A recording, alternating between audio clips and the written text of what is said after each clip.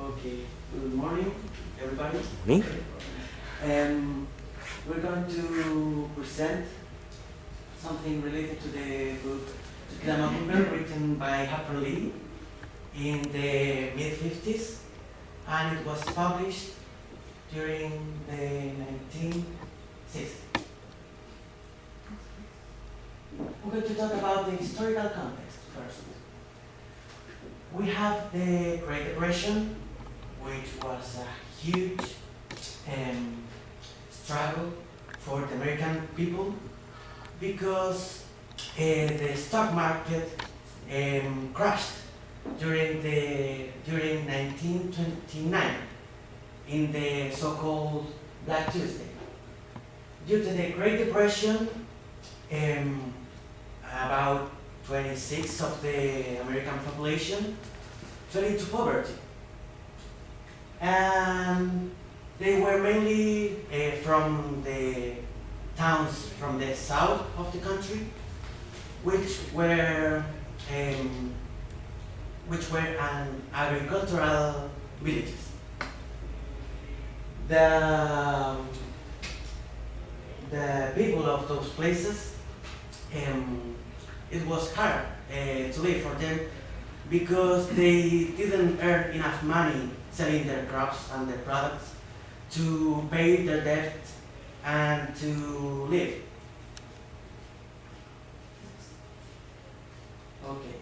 Then we have the Jim Crow laws that lasted from 1890 to 1965 that were local laws mainly in the south part of America, and those laws encourage people and enforce people to segregate black men and women. For example, in the pictures we have some images that represents those laws that segregate black people. They couldn't be in the same place with whites. They have different entrances for theaters and public places. And for example, in court rooms, they had a different balcony for just black people. They have to drink water from different fountains, and they couldn't use the same restrooms as white people. This is very pictured in the book. Then we have a very particular case that some people have said that Harper Lee was inspired by this. That is called the Scott Bar Boys. They were 9 black men who were accused of raping 2 white girls in a train. And after several trials, they were found guilty, and the last of the men, the black men, were released in the 60s when the Jim Crow laws were abolished. And then we have the civil rights movement. This movement ends up with the Jim Crow laws. And during this movement,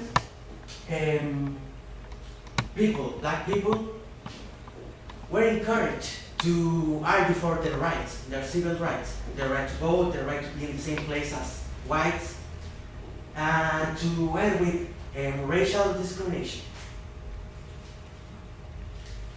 Okay, good morning everyone. Now we would like to talk to you about the plot of To Kill a Mockingbird. And we have decided to divide the plot into 6 stages. The first one is exposition.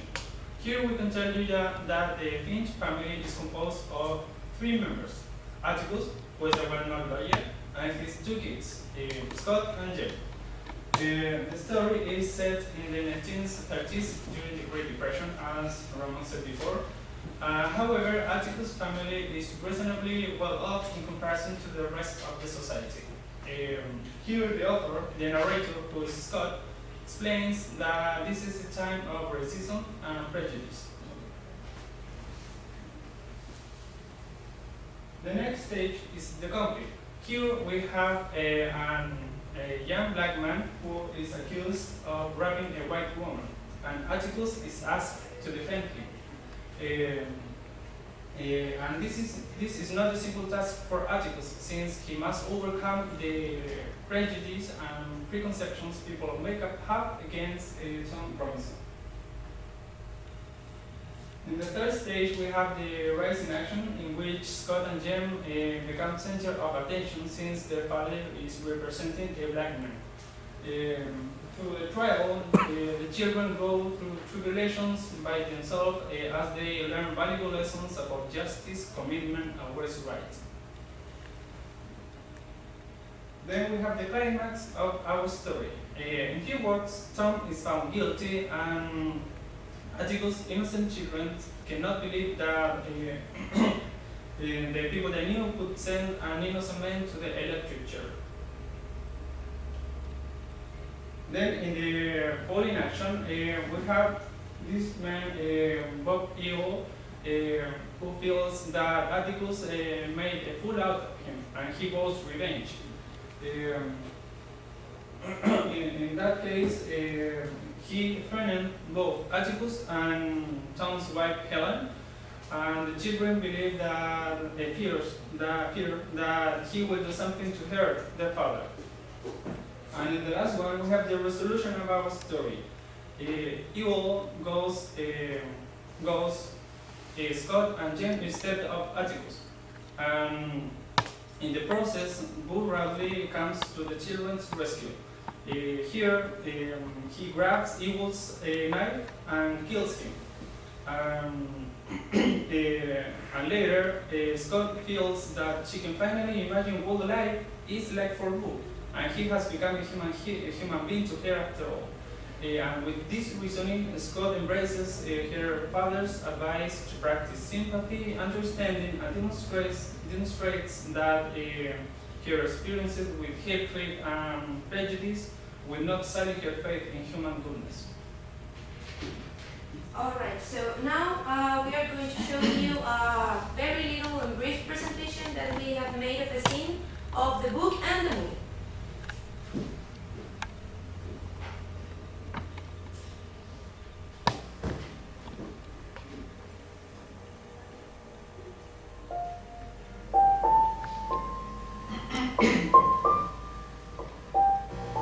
That's a unit you enjoy.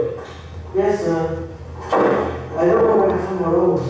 We've been having spirits and rabbit lately. My pa and I go hunting in our spare time. You got a gun on your own? Uh-huh. How long you had a gun? A year or so. Can I have the syrup, please? Oh, sorry, son. Car, you bring the syrup, please? Yes, sir.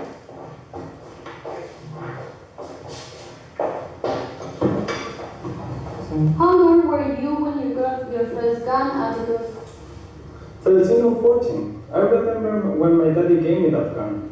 He told me that I should never put anything in the house, and he realized I should have taken cans in the backyard. But he said that sooner or later, you suppose the temptation of going after birds and be too much. I let I shoot all the blue jays I wanted if I could hit them.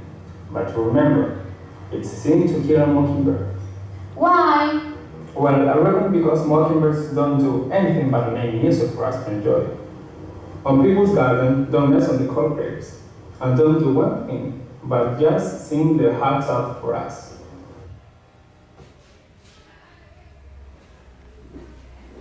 Alright, so we have decided to show this specific scene because we consider that it expresses in a really accurate way the themes, motives, and symbols of the book. Among the themes, we have the coexistence of good and evil.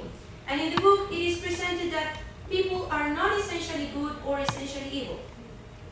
That Atticus is always trying to teach his children that people may have both qualities. People may be good and may be evil, but the important thing is to appreciate the good things and also to be able to see life from their own perspective. Then we have the importance of moral education. And in here we have again Atticus as the moral voice throughout the entire book. And he, apart from teaching his children, is also helping them to move from the innocence of being a child to the experience of becoming an adult. And he is always trying to instill a social conscience on his children by teaching them two lessons, sympathy and understanding. Then we have the existence of social inequality. And in here we can see throughout the entire book that the difference in terms of economic and social status are completely, they are totally identifiable. We have that the Finches were this really well-off family that was like on the top of the status quo, and then we have the poor family of the Cunninghams, and below the Cunninghams we have the Ewells. And something interesting, and that is another theme that is explored throughout the book, that is like the global theme, is the racial discrimination, because the black community, despite of their great qualities, they were even below the Ewells family. Among the motifs, we have the Gothic details and the small town life. In the Gothic details, we have that the author, these elements that the author decided to include in the story were usually disturbing the normal quietness of Macon. These events are the unnatural snowfall, the fire of Miss Molly's house, the superstition that children had on Bull Radley, the mad dog that Atticus shoots, and the threatening night when Bob Ewell attacks the children. And all these events, apart from adding drama and mystery to the story, are trying to foreshadow what will be going on then after the trial. And the small town life is in here used in order to compare and contrast the Gothic details seen as nastiness, and the small town life seen as goodness. In the symbols we have basically mockingbirds. Mockingbirds in the story are used to represent the idea of innocence, and that's why the title of the book, To Kill a Mockingbird, is to destroy the innocence. And in the story we can identify several mockingbirds, but the most important ones are Scout, when she was attacked by Bob Ewell, Tom Robinson, that was unfairly accused of raping this white girl, and Bull Radley, that was mistreated by a violent father in his childhood. And we think that this character has also an extra importance, because he is the one that helps the children to grow up morally, apart from Atticus. Because this character, at the beginning, children saw this character as a mysterious character, and even as a monster, because they were like afraid of him. But then they were able to see Bull Radley as a human, and they put into practice what Atticus said, that it was to put themselves into Bull Radley's shoes. Okay, after knowing all the main details presented, we want to conclude this analysis highlighting some positive and negative similarities with our real work, so to speak. Despite this story is in paper, there are some features that are portrayed in our daily life. On the one hand, the negative aspects are iniquity, injustice, unfair judgment, and selfishness. These concepts can be perceived daily over the different social classes in our country. For instance, over poor people, when they have to wait long hours for medical attention, or the hard workload they have, or the time they spend saving money to get a decent house, are some examples. Well, moreover, at least one of us have met Tom Robinson, a person who have received improper treatment or judgment just because he's small, fat, or because does not have power regarding his or her social position. As well as Abu Radley, without hesitating, prejudice was committed against him, and most of the time people just stay with first impressions and do not think about knowing that person better. Sadly, it is very difficult to climb into someone else's skin and walk around in it, as articles pointed out in this book. Well, on the other hand, we have the positive similarities, which are innocence, kindness, and friendship. And these concepts are perceived more in children than in adults, from our perspective. Nevertheless, when we meet a person with these characteristics, we can feel that there is still hope to improve our society. And for instance, when we are checking our social networks and when we find testimony of solidarity, we can perceive that there are still people who care about neighbor welfare.